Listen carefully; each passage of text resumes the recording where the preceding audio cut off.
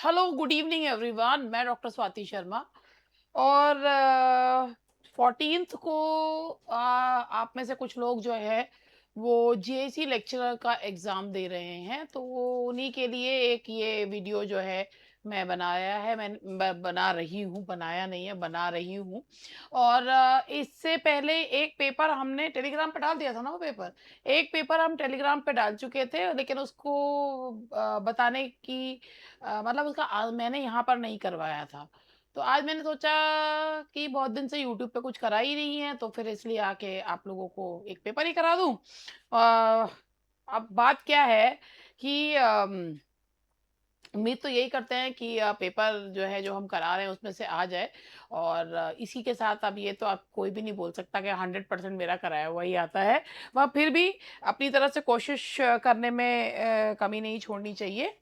और अब एक और चीज़ आप लोगों को, आप में से जो लोग जेएसी लेक्चरर का एग्ज़ाम देने जा रहे हैं, उनमें से कुछ लोगों ने पीजीटी का एग्ज़ाम, यूपी पीजीटी का एग्ज़ाम भी रिटन क्वालीफाई करा होगा ना, इंटरव्यू की तैयारी के लिए सोच रहे होंगे। तो मैंने उसके लिए एक शॉर्ट वीडियो बनाया है और उस शॉर्ट वीडियो में बताया है कि एक व्हाट्सएप ग्रुप का लिंक दिया है, जिसको क्लिक करके आप उस पे जॉइन हो सकते हैं और with the help of zoom meeting मैं उसमें स्टूडेंट्स को वन ऑन वन जो है वो गाइड करूँगी। एंड दैट टू कोई इसके चार्जेस वगैरह कुछ नहीं है, कोई हिडन कॉस्ट नहीं है, कुछ नहीं है। और इसका सिर्फ़ एक ही पर्पज़ है कि जब आप लोग एक स्टेप है मेरी तरफ से कि आप लोगों को एक सही गाइडेंस जो है वो मिल जाए। वो लिंक जो है व्हाट्सएप का सिर्फ़ उन्हीं स्टूडेंट्स के लिए है जो स्टूडेंट्स ने रिटन क्वालीफाई करा है। और इसमें मैंने अब रोल नंबर भी स्टूडेंट से माँगे हैं कि मैं चेक कर सकूँ। और एक और चीज़ मैं हमेशा कहती हूँ कि मैं कभी स्टूडेंट्स के रोल नंबर्स का ये नहीं है कि भई पढ़े तो वो रिटन के लिए किसी और से, या सिर्फ़ इंटरव्यू के लिए भी मेरे पास आ रहे हैं, तो मैं ये कहूँ कि मेरी वज़ह से हुए हैं, नहीं। अगर आप कहेंगे तो ठीक है, नहीं तो कोई बात नहीं। तो भाई वो आप में से जो भी लोग जिन्होंने रिटर्न क्वालीफाई करा है, थोड़ा से तो लोग ये मुट्ठी भर, तो जिन्होंने भी रिटर्न क्वालीफाई करा है और अगर वो चाहते हैं कि भाई वो हम इंटरव्यू की तैयारी कर लें या स्वाति मैम से जो है इंटरव्यू की तैयारी कर लें, क्योंकि स्वाति मैम ने खुद इंटरव्यू फेस करा हुआ है। 45.5 मार्क्स जो है उसमें मेरे आए भी थे। और रिटर्न में तो खैर तब तो मेरे बहुत ही अच्छे मार्क्स थे। मार्क्स तो मेरे इस बार भी बहुत अच्छे हैं, मगर इस बार के पेपर में और उस वाले पेपर में ज़मीन आसमान का अंतर है। तो जो लोग भी चाहते हैं कि हमें मेरे एक्सपीरियंस से मतलब वो सीख पाएँ, तो जैसे बॉडी लैंग्वेज है वो सब बताने के लिए, जब वहाँ बैठेंगे तो इंटरव्यू फेस करते समय क्या बोलें, हमारी फ्लुएंसी कैसी है, हमारी बॉडी लैंग्वेज अच्छी है या नहीं है। तो वो सारी चीज़ों पे मैं ये नहीं कहती I am an expert, but if I can help तो ऑब्वियसली मैं आपको हेल्प ज़रूर करना चाहूँगी, क्योंकि थोड़ा बहुत तो चीज़ें पता हैं ही। तो इसी के साथ अब आज का जीआईसी लेक्चरर का है, इसमें क्या-क्या करवा रहे हैं, इसमें जो है जीआईसी लेक्चरर का है, ब्रिटिश लिटरेचर एजेस है, इम्पोर्टेंट ऑथर्स है, लिटरेरी फॉर्म्स हैं, मूवमेंट्स हैं, क्रिटिसिज्म है और भी बहुत सारी चीज़ें हैं। तो चलो भाई चलते हैं, स्टार्ट करते हैं। और कहाँ है टेस्ट हमारा? ये रहा। तो क्वेश्चन देखते जाना और मुझे बताते जाना। क्वेश्चन पेपर तो बनाया तो मैंने ठीक-ठाक सही है, सही है। Which poem by Geoffrey Chaucer is written in rhyme royal and narrates the tragic love story of two lovers during the siege of Troy? Answer, ये क्वेश्चन पेपर आपको अभी थोड़ी देर में टेलीग्राम ग्रुप पे मिल जाएगा और आप लोग इसके विद आंसर्स मिलेगा आप लोगों को। Which poem by Geoffrey Chaucer is written in rhyme royal and narrates the tragic love story of two lovers during the siege of Troy? तो ये राइम रॉयल में लिखा हुआ दिस सीज ऑफ ट्रॉय के बारे में बताते हैं। This is a poem by Geoffrey Chaucer, and Geoffrey Chaucer who is known as the father of English poetry. और उन्होंने लिखी है Troilus and Cressida. This is the story of two lovers. It is not about the story of the war of it is not about Trojan War. It is a story of two lovers, and the story is Troilus, and the poem is Troilus and Cressida. और ये rhyme royal में लिखा है, यानी कि 7 line का stanza. That is 7 line stanza. Okay ji, चलिए आगे बढ़ते हैं। क्वेश्चन नंबर सेकंड पे चलते हैं। इन विलियम शेक्सपियर्स किंग लियर, ये सिलेबस में से एक एक दो दो क्वेश्चंस जो हैं उसके करके कर लिए गए हैं। In William Shakespeare's King Lear, which character famously remains loyal to Lear despite being banished, disguised as a peasant Caius? Shakespeare के किंग लियर में कौन सा जो वो कैरेक्टर था जो लियर के प्रति बहुत वफादार था? ना ना ना, वो अर्ल ऑफ ग्लाउसेस्टर नहीं है, that was earl of Kent. He was a very faithful, he was very faithful to King Lear, hence he assumed the guise disguise of chaos, and he served King Lear till his last breath. तो भाई ये जो है ना, ऐसे भी लोग होते हैं. अर्ल ऑफ केंट है इसका answer. In John Milton's Paradise Lost, Book First, who is described as the architect of Pandemonium? Pandemonium आप जानते हैं. Pandemonium, this word was coined by John Milton, and the meaning of this word is all the demons. It was the capital of hell, and the architect of Pandemonium was Mulciber. So the answer is C, that is Mulciber. ठीक है जी. अब वैसे तो एक बात ये है कि जब से यूपी टीजीटी में वो खेल करा गया है, तब से वाकई में जी नहीं करता कि कुछ भी करवाओ. लेकिन बात ये है कि जो स्टूडेंट्स हैं भाई, अभी पेपर है. अब देखो, आप खुद भी देखो, पेपर है 2 दिन बाद. इससे पहले अगर मैं होती तो कितने, लेकिन अभी ये इतना करा रही हूँ जितना मुझसे हो पा रहा है ये वाला. लेकिन यूपी टीजीटी के बाद इतना ज्यादा वो हुआ है, आप कोशिश कर रहे हैं कि कुछ हो जाए, and let's see what happens. क्योंकि एक चीज पता है क्या है, इसमें ना स्टूडेंट्स भी जो है वो कहीं ना कहीं जो है ना, एक उस पे मत नहीं है. और इट हैपेंस. आप ये देखिए, इस बार जितने भी टीजीटी के एग्जाम्स हुए हैं, चाहे वो हिंदी का हुआ हो, मैथ्स का हुआ हो, किसी का भी हुआ हो, कोई एग्जाम बहुत इजी आ गया कि लोग 123 पे भी खुद को सेफ जो है वो महसूस नहीं कर पाए. और कोई एग्जाम ऐसा आउट ऑफ द बॉक्स आया है कि लोग यही नहीं समझ पा रहे हमारे साथ हुआ क्या. तो बात ये है कि we are trying our level best कि किसी तरीके से जो है चीजों का हो जाए. लेकिन अब देखिए, लेकिन क्या मैं बोलूं, देखिए होता क्या है. Let's hope for the best. और सबसे बड़ी बात ये है कि जब नई वैकेंसी आने वाली है नेक्स्ट मंथ में, और ये चीज काफी इसको बहुत ज्यादा इसका वो भी हो रहा है. तो जब नई वैकेंसी आए तो एक पहली बात जो है ना, एक क्लियर सिलेबस होना चाहिए, because literature is an ocean. और आप ओशन के ना, आप ये नहीं सोच सकते कि कुछ भी पढ़ लो. बट हाँ ठीक है, हम भी अपनी स्ट्रैटेजी बना रहे हैं, सोच रहे हैं, लेकिन उससे पहले एक क्लियर कट सिलेबस होना चाहिए, जिससे कि स्टूडेंट्स अगर 6 महीने में एग्जाम हो रहा है तो उसके लिए प्रिपेयर हो, और एक फेयर जो है उनके मन को तसल्ली हो कि हाँ एग्जाम देके उन्हें खुशी हुई. क्योंकि इस बार आप एक चीज तो मानिए, यूपी टीजीटी के जितने भी एग्जाम्स हुए हैं, तसल्ली किसी को भी नहीं है, क्योंकि हर व्यक्ति जो है ना वो यही महसूस कर रहा है, ठगा हुआ सा महसूस कर रहा है. हुआ क्या, हिंदी वाले तो वो ठगा हुआ सा महसूस कर रहे हैं. 123 पे व्यक्ति अपने आप को सेफ नहीं महसूस कर पा रहा है. मैथ्स वालों के साथ भी ऐसा ही है, और इंग्लिश वालों का तो जो हुआ है सो वो सबसे ही अलग हुआ. क्या कह सकते हैं. खैर, John Dryden's Absalom and Achitophel is a political satire written in heroic couplets. अगर आप देखें तो ये ना कुछ चीजें जो होती हैं इसमें डिटेल में भी लिखी हुई हैं. हीरोइक कपलेट्स में लिखा हुआ ये एक एप्सिलम एंड एकेटोफिल जो है वो एक पॉलिटिकल सटायर है, जॉन ड्राइडन का वर्क है. और ये जो है इसमें who does the character Achitophel represent in real world history. Real world history में एकेटोफिल कौन है? एंड दैट इज, इसका जो सही जवाब है वो है सी, द अर्ल ऑफ शेफ्ट्सबरी.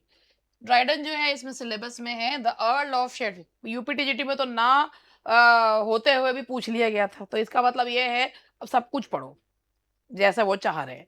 ये एक रेस्टोरेशन पॉलिटिकल एलिगरी है. It's a restoration political allegory.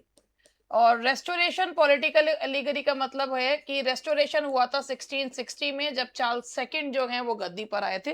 तो it's a restoration political allegory. और जिसमें जो है इसमें अर्ल ऑफ शेफ्ट्सबरी को एक्टोफेल के रूप में दिखाया गया है, जो ड्यूक ऑफ मैनमाउथ, जो कि एप्सलम को उकसाता है कि वो किंग डेविड चार्ल्स सेकंड के अगेंस्ट जो है वो रिबेल कर दे. तो that is Earl of Shaftesbury. Now the next question is, in Alexander Pope भी यूपीटीजीटी में नहीं है, मगर फिर भी दे दिए गए थे.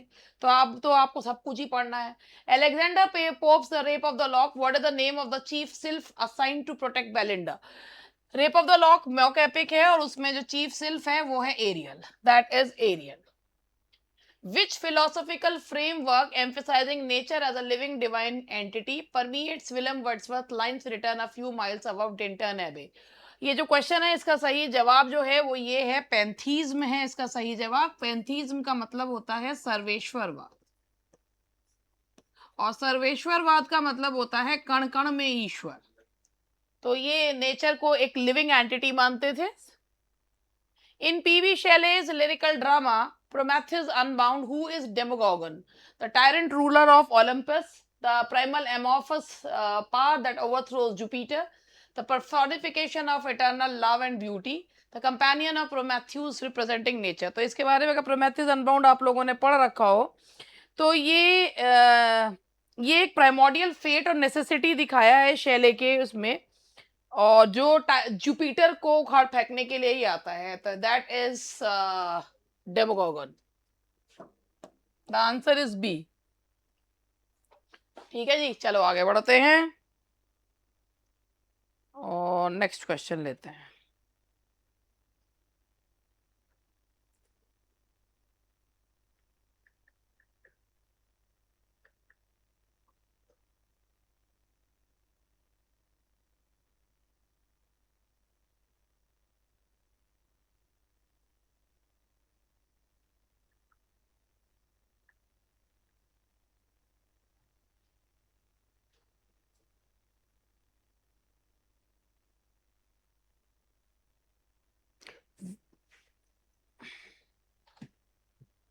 चलिए आगे बढ़ेंगे और आगे हमारा नेक्स्ट क्वेश्चन है.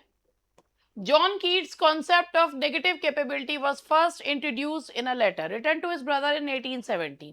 जॉन कीट्स ने जो नेगेटिव कैपेबिलिटी का कॉन्सेप्ट दिया था कि जिसमें इसका मतलब ये होता है कि जब एक राइटर अपनी आइडेंटिटी को खोकर हर कैरेक्टर में वो खो जाता है और ऑडियंस को ये यकीन दिला देता है कि what ever is happening that is true.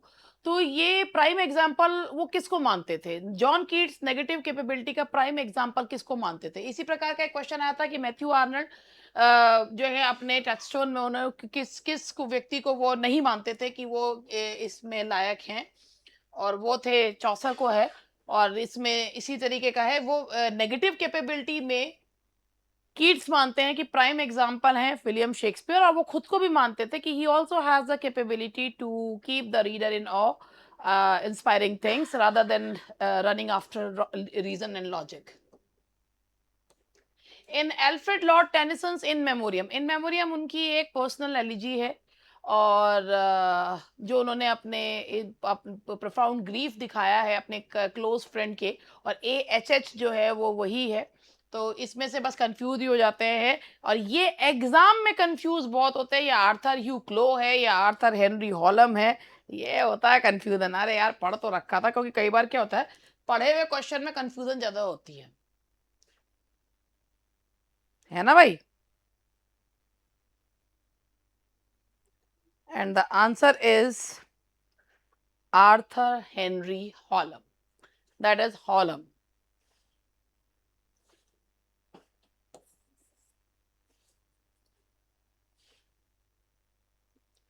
Matthew Arnold's poem Dover Beach famously laments the loss of something in the Victorian era. Dover Beach जो poem है, it is a special type of elegy. This elegy was written on the loss of faith. The sea of faith was once in full tide, now is retreating. तो ये जो ये poem है ये एक विशेष प्रकार की एलिजी है लॉस ऑफ फेथ पे लिखी हुई.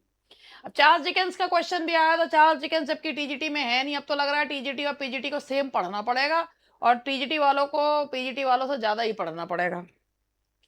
In Charles Dickens' Great Expectation, who is the mysterious benefactor who secretly found Pip's education and transformation into a gentleman? And that is Abel Magwitch.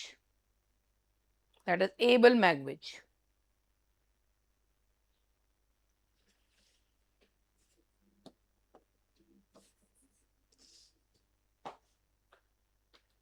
चलिए आगे बढ़ते हैं.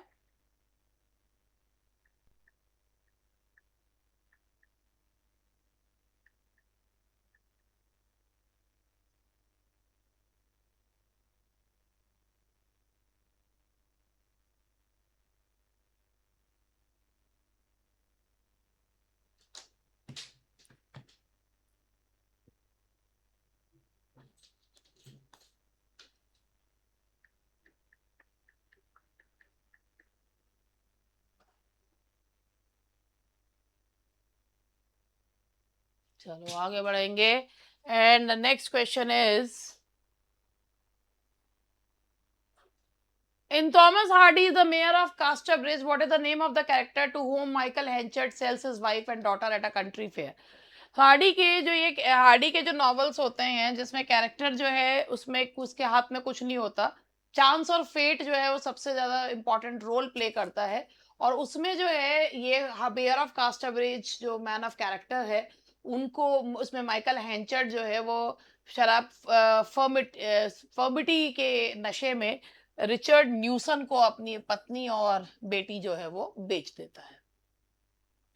W.B. Yeats' poem The Second Coming uses a specific term to describe a multi-millennial historical cycle of intersecting cones. Spiritus, जो उन्होंने कहा है कि एक उसको एक लट्टू की तरह जो बताया है, and that is the Yeats की पोयम में जो गायर होता है वो जो है ना ये एक सेकंड कमिंग जो है, जिसमें सेकंड कमिंग जो है पहले मैं एक एक करके चीजें आपको बताती हूँ कि जो सेकंड कमिंग किसकी कही गई है, बर्थ ऑफ जीसस क्राइस्ट। पहली बार जब वो आए थे तो बहुत मासूम से थे, और जब वो दूसरी बार आए तो वो बहुत ही ज्यादा फेरोशियस थे। फिर उसके बाद उस पर उन्होंने कुछ जो है वो इमेजेस यूज करी हैं, जैसे कि स्पेटिस मंडी है, जायक है, टावर है, मतलब वो इसमें यूज नहीं किया है। तो ये जो जाया जो यूज किया है उन्होंने, वो जो है क्या है, तो मैं आपको इसमें ये बताती हूँ कि ये एक फंडामेंटल सिंबल है। एक कोनिकल स्पाइरल दिखाया है, कोनिकल स्पाइरल, जाया जो है कोनिकल स्पाइरल दिखाया है, जो 2000 साल की हिस्टोरिकल एरा को कवर करता है, 2000 साल कवर करता है, दैट इज जाया। और उसके बाद नेक्स्ट पर बढ़ते हैं, टीएस इलियट का वेस्टलैंड। टीएस इलियट का वेस्टलैंड जो है ना एक रेपिटेटिव संस्कृत बेनेडिक्शन से, एक बेनेडिक्शन का मतलब होता है ब्लेसिंग और लास्ट ब्लेसिंग जिसे कहना चाहिए। तो टीएस इलियट की जो वेस्टलैंड है वो एक रेपिटेटिव संस्कृत बेनेडिक्शन पर खत्म होती है, और it is derived from the Upanishad. What is it? That is shanti shanti shanti, and the answer is B, shanti shanti shanti. George Bernard Shaw's play Pygmalion treats the transformation of a flower girl into a duchess through the teaching of phonetics. What is the flower girl's name? ये बड़ी प्यारी सी कहानी है। ये वो ही ये एक mythical character है पिग्मेलियन, जो कि एक स्टैचू को बनाता है, उस स्टैचू के प्यार में पड़ जाता है। तो पिग्मेलियन में भी एक लड़की, एक फूल बेचने वाली लड़की है, जिसको दो लोग मिलकर उसको कहते हैं कि अरे अगर एक सही एजुकेशन दी जाए तो एक बिल्कुल रोड साइड व्यक्ति को भी, एक अनएजुकेटेड व्यक्ति को भी आप बहुत कुछ जो है वो बना सकते हैं। तो वो फ्लावर गर्ल जो है दैट इज एलिजा डूलिटल, और she was a Cockney flower girl, because मतलब वो एक बिल्कुल उसका जो बोलने का तरीका वगैरह था बिल्कुल कॉकनी स्टाइल ऑफ स्पीकिंग था, और कैसे उसे फिनेटिक्स सिखा कर वो जो है इसको एक लेडी में ट्रांसफॉर्म करते हैं। और शी वाज ट्रेन बाय, ये देखिए, ये फोन में 3 घंटे में ये आवाज शुरू हो गई। 3 घंटों में जनपद के कुछ नहीं होता, मगर इतनी तेज वो ये आवाज आती है कि इंसान डर जाए खड़ा खड़ा।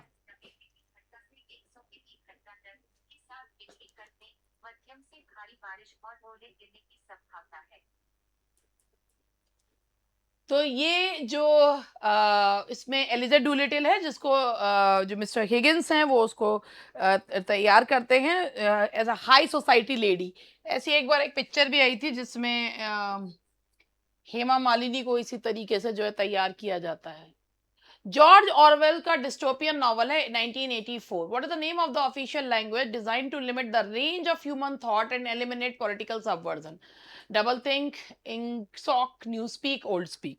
देखो भाई, बात ये है कि एक जॉर्ज ऑरवेल का जो डिस्टोपियन नॉवल है कि यू आर अंडर सर्विलांस 24/7, और ये एक डिस्टोपियन नॉवल है जिसमें हर तरीके के लोग जो है वो लेबोरेटरी में तैयार किए जा रहे हैं, कि और कुछ कुछ जो चीजें हैं वो हम देख भी सकते हैं। तो ये इसमें जो लैंग्वेज वो बोलते हैं, ऑफिशियल लैंग्वेज जो 1984 में जो ऑफिशियल लैंग्वेज जो है वो दिखाई गई है, that is new speak, that is new speak.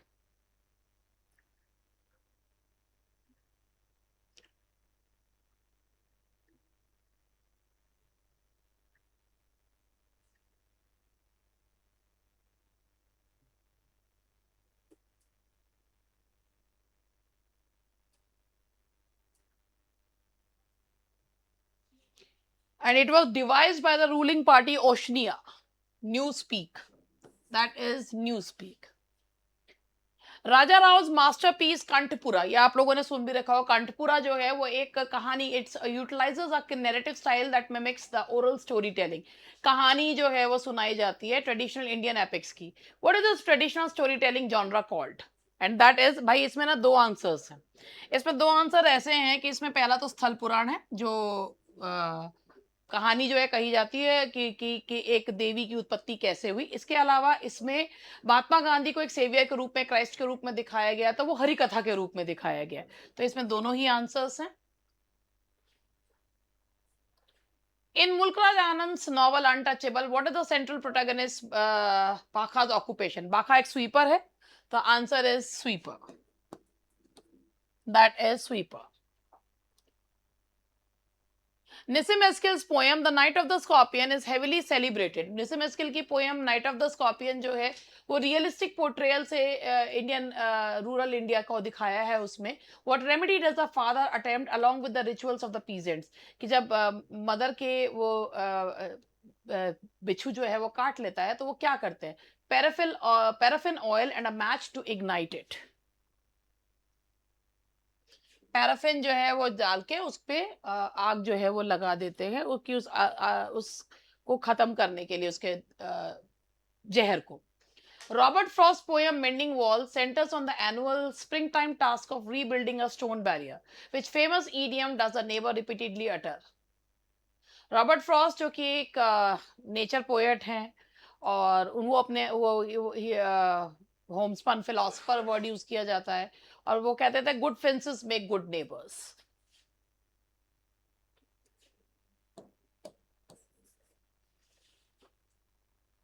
Hemingway's novella The Old Man and the Sea takes place primarily in the waters off the coast of which country?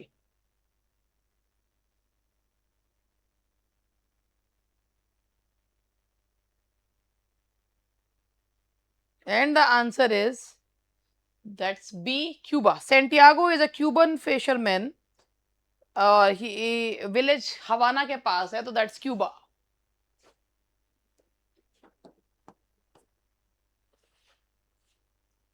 Harold Pinter's the birth, Harold Pinter भी जो है उसमें दिए हुए थे। Harold Pinter's the birthday party is widely categorized under comedy of menace. Comedy of menace.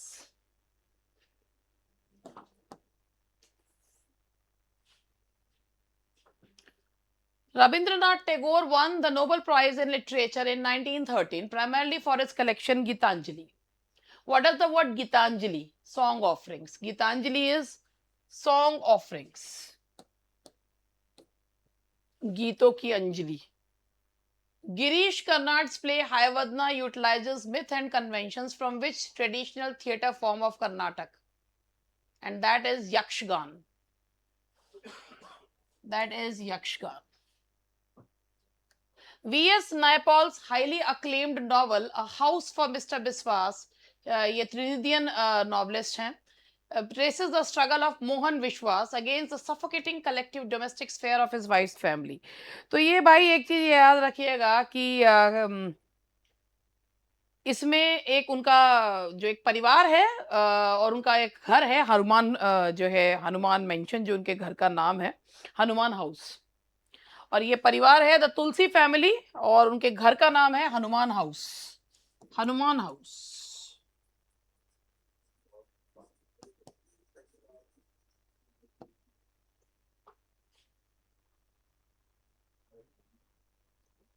Which historical backdrop serves as the focal canvas for Amitav Ghosh's debut novel, The Circle of Reason, and his later Ibis trilogy? The Opium Wars. Opium Wars पे लिखा गया है। ये मैंने ये बहुत सारी चीजें जो हैं इसमें से, जब मैं केवीएस की तैयारी करवाई थी, पेपर का लेवल तो कुछ भी नहीं आया था उसका, उसमें मैंने बहुत अच्छी तैयारी करवाई थी। Vikram Seth's epic novel, A Suitable Boy, is set in post-independence India.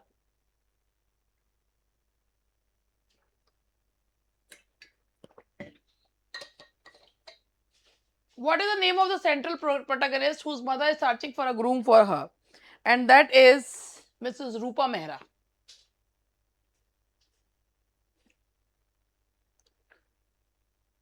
और ढूंढ रही हैं अपनी बेटी के लिए, जिनका नाम है लता मेहरा। रूपा मेहरा ढूंढ रही हैं रिश्ता अपनी बेटी लता मेहरा के लिए।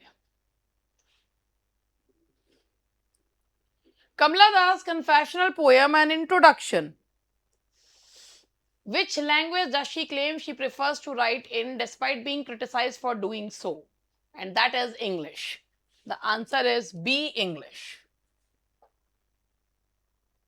Ted Hugh's debut poetry collection, The Hawk in the Rain, is renowned for its visceral animal imagery. Which movement was he reacting against with his aggressive natural focus? टेड्यू की जो पोइट्री है वो हॉक इन द रेन जो है उसमें hoc को दिखाया गया है और वो कर रहे थे मूवमेंट पोएट्स के अगेंस्ट, प्लेनलेस एंड रेस्ट्रेंट के मूवमेंट पोएट्स के अगेंस्ट कर रहे थे। उन्होंने जो दिखाया है ना ब्लड एंड एनिमलिज्म जो दिखाया है, क्योंकि वो ये कहते थे कि जो तो मूवमेंट है, जो कि फिलिप लार्किंस जो है मूवमेंट पोएट है, उनकी बहुत प्लेन पोइट्री है, तो he reacted against this movement poetry. बहुत गर्मी हो रही है यार। Walt Whitman's elegy When Lilacs Last in the Dooryard Bloomed was written to mourn the assassination of which prominent figure, and that is Abraham Lincoln. Yes, he also wrote Oh Captain, My Captain, and he also wrote he paid homage or tribute to Abraham Lincoln through this elegy as well. That is When Lilacs Last in the Dooryard Bloomed. चलिए आगे बढ़ते हैं। Khushwant सिंह's historical novel Train to Pakistan is set in a fictional border village experiencing the horrific realities of the 1947 partition. Partition literature का one of the most important works में से एक है and that is Train to Pakistan, और जिसमें उस village का नाम है that is Manu Majra, जो कैरेक्टर की तरह उसमें प्रेजेंट किया गया है। नाउ अब आते हैं लिटरेरी टर्म्स एंड मूवमेंट्स पे चलते हैं। The term renaissance means rebirth. Renaissance का मतलब होता है रीबर्थ, ठीक है जी। और ये जो रीबर्थ है, which historical cultural focus did it seek to revive across Europe between the 14th and 17th centuries? And that is classical Greek and Roman art, philosophy and literature. Renaissance में rebirth हुआ था classical learning का. Who coined the term metaphysical poets in his work?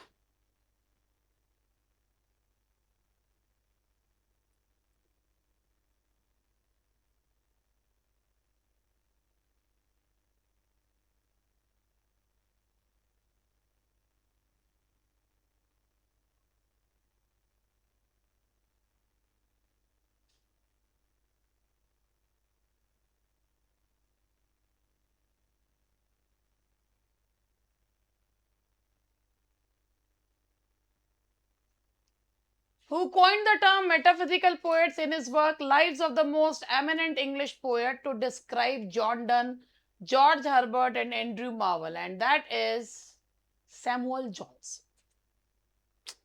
That is Samuel Johnson.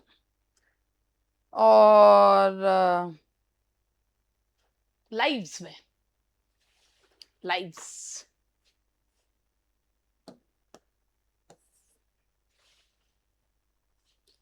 Classicism emphasizes which set of core stylistic attributes in literary creation?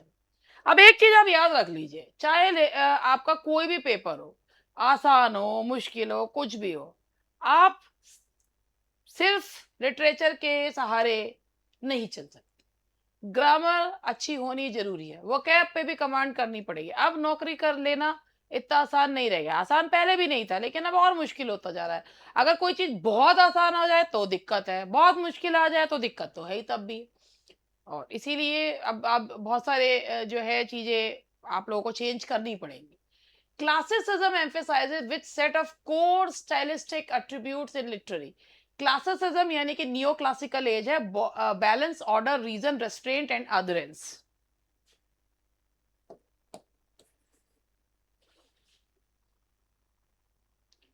Which publication date is universally recognized as the official starting point of the English Romantic movement? And that is 1798, publication of Lyrical Ballads. The Pre-Raphaelite Brotherhood, which formed in 1848, sought to restore which qualities to British art and poetry? Raphael से पहले का, तो ये high Renaissance के against है. Vivid detail, rich colours and complex medieval sincerity prior to Raphael, and the answer is B. High Renaissance के तो ये बिल्कुल अगेंस्ट थे. Which narrative technique is highly characteristic of postmodern literature where a text explicitly draws attention to its own artificial? भाई अब खुद ही कहता है कि मैं जो बता रहा हूँ वो सब असली नहीं है, नकली है, and that is metafiction. Intertextuality ये वर्ड देखकर तुम्हारे घाव हरे हो गए होंगे, मेरे भी हो जाते हैं. ऐसा दुख सा होता है ना ये जूलिया क्रिस्तेवा वाला, ये देख के बस क्या ही बताऊं. अभी एक क्वेश्चन आ रहा है, ये देखिएगा. Post colonial literature heavily utilizes the concept of writing back. Post colonial literature में एक कॉन्सेप्ट आता है writing back. What does this strategy entail? Post colonial का मतलब ही क्या है? जब कॉलोनाइजर्स चले गए उसके बाद जो वहाँ के लोकल लोग थे उन्होंने अपनी दर्द को कॉलोनाइजर्स की लैंग्वेज में उतारना शुरू करा, so that they may reach to each and every home. तो यहाँ पर पोस्ट colonial लिटरेचर जो है heavily utilizes the concept of writing back. What does this strategy entail? That is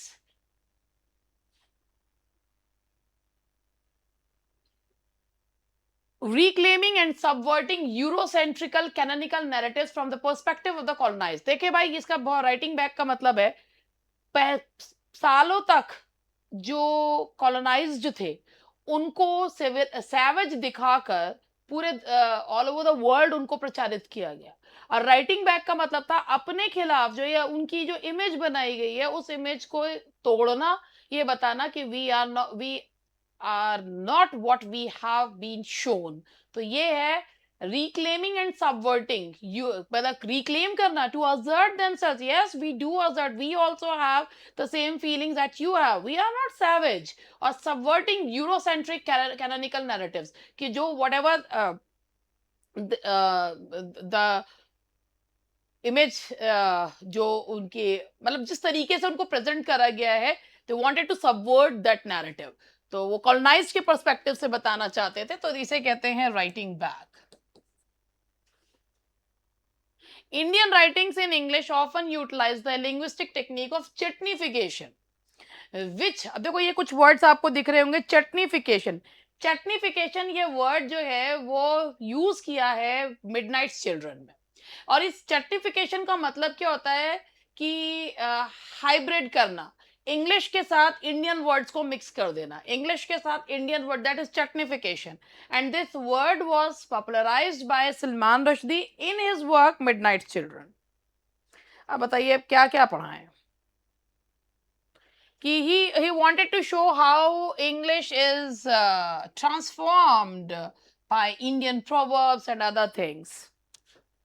And that is Salman Rushdie, and he used this chutnification in his Midnight Children. What is the specific structural definition of a Spencerian stanza used by Edmund Spenser in The Faerie Queene? And that is 8 lines, iambic, और last line iambic hexameter, यानी कि last line में 12 syllables होते हैं. So the correct answer is a. अब बाकी के option वैसे दिख भी नहीं रहे थे मगर फिर भी. Which Italian poet popularized the sonnet form consisting of octave and sestet? चलिए, and that is Petrarch. That is Petrarch. A traditional folk ballad is typically composed using which standard formal stanza structure? Folk ballad जो होता है, पहला ये क्वाट्रेंस होते हैं जिसमें A B C B या ए बी ए बी होता है. क्वाट्रेंस होते हैं, 4 लाइन का स्टेंजा होता है. टेट्रामीटर और ट्रायमीटर होता है, यानी कि 4 सिलेबल्स और जो है सॉरी, टेट्रामीटर 8 सिलेबल 4 फीट और ट्रायमीटर 6 syllable 3 feet.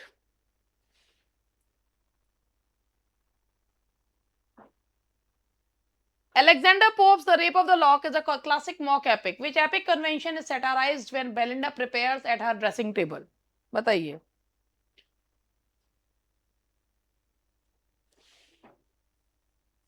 The arming of the epic hero before battle, जैसे एक एपिक हीरो तैयार हो रहा होता है ना, ऐसी बेलिंडा जो है वो आँखियों से गोली मारे वाला जो है वो स्टाइल है।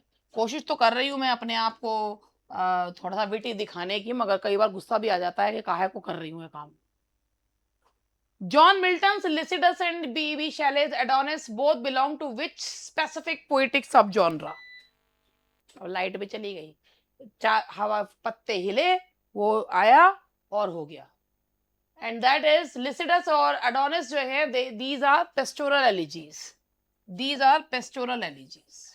तो चलिए अब मैं 45 तक करा देती हूँ। In his poetics, Aristotle argues that a tragic hero should possess a tragic flaw or misjudgment that leads to their downfall. What is the Greek term? Tragic flaw के लिए क्या Greek term है? And that is hamartia. That is hamartia. Hubris होता है pride, है ना? John Dryden's An Essay on of Dramatic Poesy is written in the form of a dialogue among 4 speakers.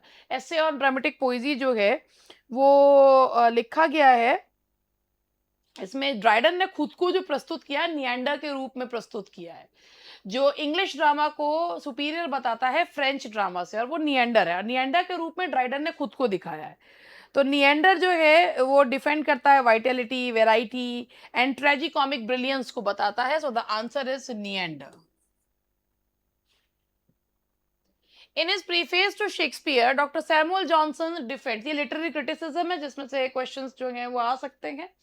In his preface to Shakespeare, Dr. Samuel Johnson defends Shakespeare against neoclassical critics.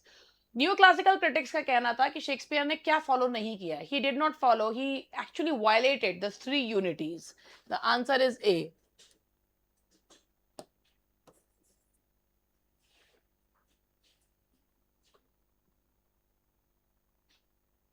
Samuel Taylor Coleridge, in his Biographia Literaria, makes a crucial distinction between fancy and imagination. How does he define primary imagination? Primary imagination क्या होती है? Primary imagination होती है एक universal human power होती है जो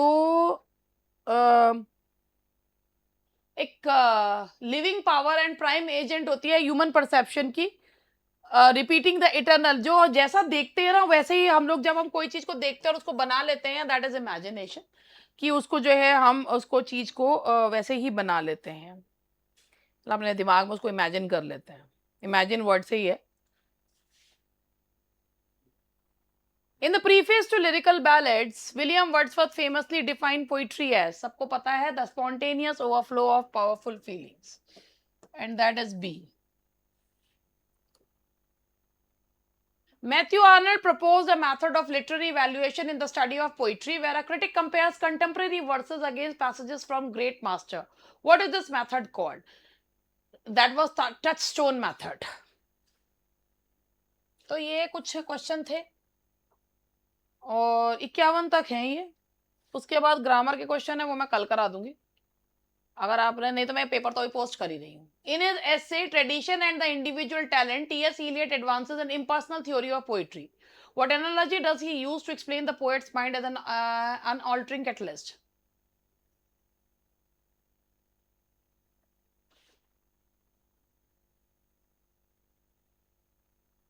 तो देखो भैया, कैटलिस्ट वो होता है कि जो बाकी चीजों में चेंज ला देता है लेकिन खुद अनचेंज्ड रहता है।